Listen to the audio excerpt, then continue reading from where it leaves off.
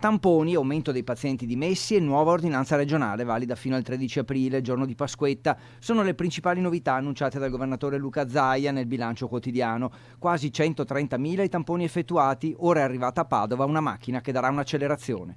E vi annuncio anche che la macchina famosa che abbiamo comprato, siamo gli unici d'Italia ad averla, in teoria da lunedì ne spara da sola 7-8.000 al giorno. Una macchina che abbiamo comprato per il dottor Crisanti e installata presso il suo laboratorio.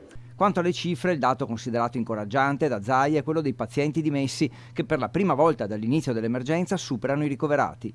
È il primo giorno che i dimessi superano i ricoverati, siamo 1.031 dimessi. Zaia ringrazia i giovani, chiede di esaltare il loro comportamento. L'ordinanza sarà invece in vigore fino al 13 aprile, stessa scadenza del decreto del governo, con qualche differenza veneta. Confermati 200 metri di libertà, da misurare però in linea d'aria, stretta sui mercati all'aperto, ma anche al coperto, che diventano come supermercati. Si entra in fila tenendo le distanze, con l'obbligo per venditori e clienti di indossare guanti e mascherine. Siamo aperti, perimetrati, un ingresso e un'uscita.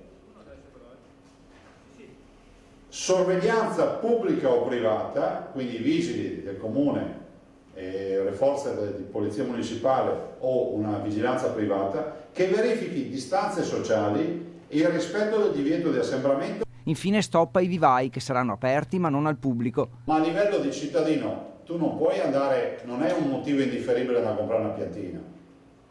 Allora abbiamo detto si chiude e si garantisce ovviamente la consegna a domicilio. Si potrà però fare manutenzione al verde nelle aree pubbliche ma anche private come i campeggi in vista dell'auspicata riapertura estiva.